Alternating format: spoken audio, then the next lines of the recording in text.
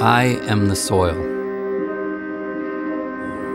I am in the hills and in the valleys, the farms, the orchards. Without me, humans could not exist. But you treat me like dirt. Do you realize that I am just a thin skin on this planet? And that I'm actually alive?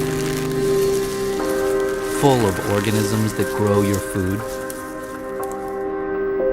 But I am broken, aching, overused, sick because of you.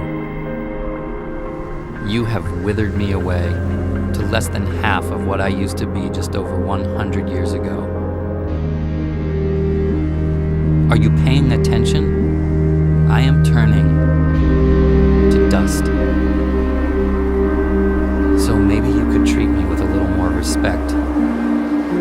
I suppose you still want to